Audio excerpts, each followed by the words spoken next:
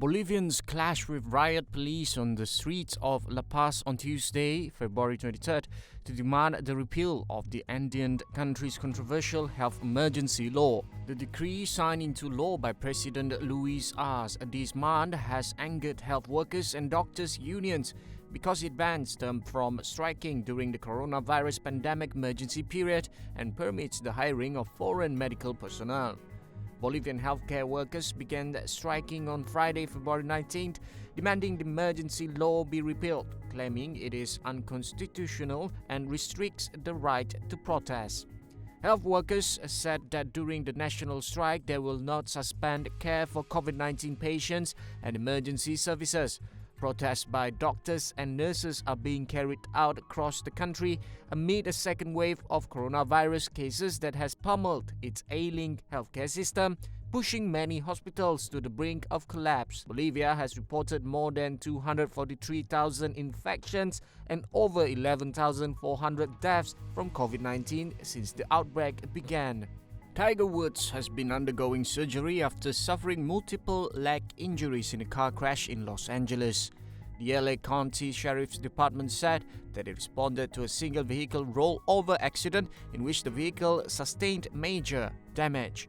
The 15-time golf major champion 45 had to be extricated from the wreck by firefighters and paramedics. LA County Sheriff Alex Villanueva later said that Woods was alive and conscious at the scene of the crash. Villanueva also said there was no evidence of impairment. The American was taken by ambulance to the Harbor UCLA Medical Center in West Carson, California. Woods' agent Mark Steinberg confirmed he was having surgery on Tuesday and the detail about his injuries. Guinea started an Ebola vaccination campaign on Tuesday as authorities raced to contain the first resurgence of the virus there since the world's worst outbreak in 2013 till 2016. The vaccination was launched in Goike, a rural community in Nzurukuri Prefecture, where the first cases were detected on February 14. The WHO said, adding that the launch started with vaccination of health workers. In a statement, the WHO said the vaccination uses the ring strategy, where all people who have come into contact with a confirmed Ebola patient are given the vaccine, as well as frontline and health workers. The resurgence of the virus, which causes severe bleeding and organ failure and is spread through contact with body fluids, has alarmed governments in the region and international health organizations concerned that a major outbreak could overwhelm health infrastructures already battling a pandemic. The WHO also said Guinea was in a better position today than in 2013 because it now had vaccines as well as expertise which it has built up over the years.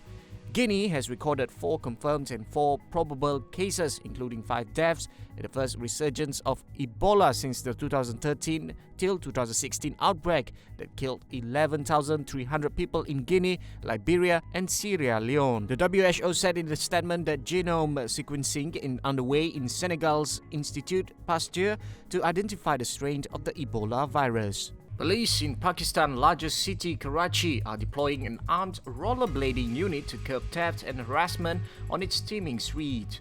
Gliding in a circle with their weapons pointed inwards and lifting and lowering the guns in unison, the 20-member unit clad in black undergoes rigorous training. Farouk Ali, chief of the unit, explaining that officers on rollerblades could more easily chase thieves on motorcycles through the city of 20 million. Ali considered that rollerblading police could not be deployed across many parts of Karachi due to the poor road conditions and uneven footpaths, but said they would be sent to public places with a higher incidence of theft and harassment. Safety concerns were raised when initial footage of the Karachi unit's training showed officers carrying heavier weapons, but Ali said the unit would only carry handguns, reducing the risk of bullets ricocheting. The rollerblading police, who follow in the footsteps of similar units in Europe and elsewhere, are expecting to begin officially next month, but they were recently spotted outside the venue of the Pakistan Super League cricket tournament, and they have already begun patrolling Karachi's bustling beachfront. Colombia's government must improve its protections of human rights activists and civilians, be more present in remote, poor areas and fully implement a peace deal with FARC rebels to curb violence. The murders of activists and mass killings have made President Ivan Duque, the target of frequent criticism by the international community and advocacy groups.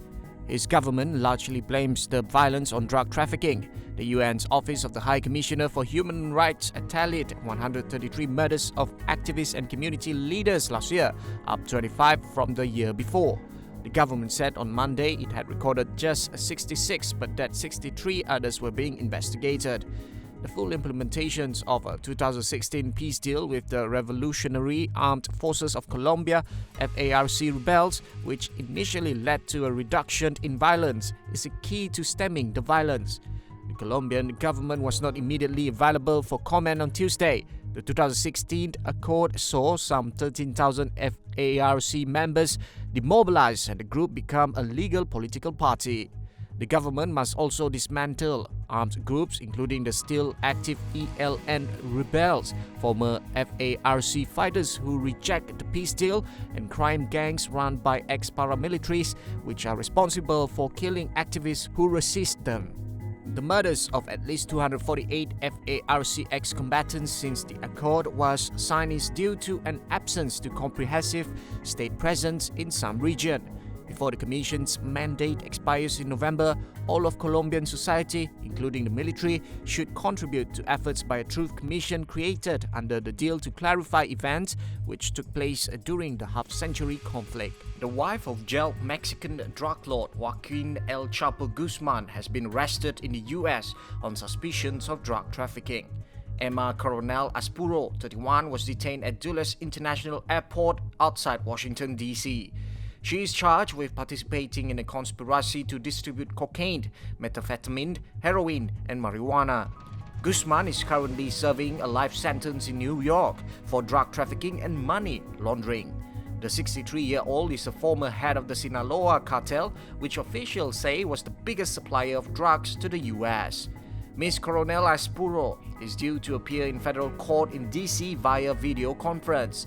As well as facing drug trafficking charges, she is also accused of conspiring with others to help her husband escape from prison in Mexico in 2015. Court documents said Ms. Coronel Aspuro was allegedly involved in planning another prison escape for her husband before he was extradited to the US in January 2017. She has not commented on the charges. Ms. Coronel Aspuro is a dual US-Mexico citizen and the mother of twins with Guzman. She attended nearly every day of her husband's 3-month trial in New York, during which she heard not only grim accounts of murder and rape, but also claims he spied on her and other mistresses.